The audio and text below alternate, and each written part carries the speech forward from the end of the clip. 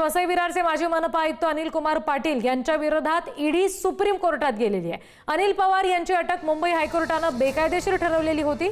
या निर्णयाविरुद्ध ED supreme कोर्टात गेली आहे। निर्णयाला स्थगिती द्यावी अशी मागणी करण्यात आली आहे। सुप्रीम कोर्टाच्या निर्णयाकडे लक्ष आहे। पवार यांच्या अटकेची पुन्हा एकदा शक्यता वर्तवली जाते। आणखी काही तपशील घेऊयात या संदर्भातले ग्राफिक्सच्या माध्यमातून समजून घेऊया। प्रकरण काय आहे?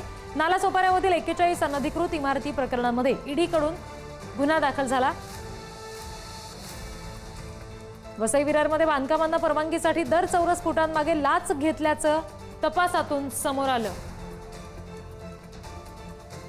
वसई विरारचे मनपाचे माजी आयुक्त अनिल कुमार पाटील बांधकाम घोटाळ्याचे सूत्रधार असल्याचं समोर आलं।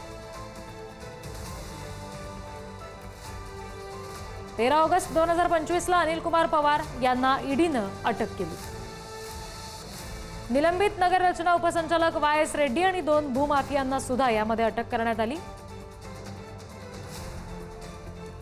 अनिल पवार यांना लाचखोरीत प्रति चौरस फूट 50 ते 62 रुपये मिळत असल्याचं तपासातून समोर आलं।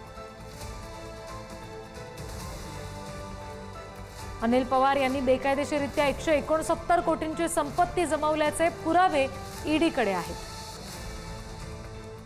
सोनं, हिरे, शेतघर, गोदाम, फ्लॅटमध्ये अनिल पवारांची गुंतवणूक आहे। मनी लॉन्ड्रिंगच्या आरोपात ईडीकडून 341 पानांचं आरोपपत्र कोर्टात दाखल केलं गेलं। मुंबई हायकोर्टानं अटक बेकायदेशीर ठरवली। अनिल पवारांच्या सुटकेचे आदेश दिले होते। मुंबई हायकोर्टाच्या निर्णयाच्या विरोधात आता ईडीनं सुप्रीम कोर्टात धाव घेतली।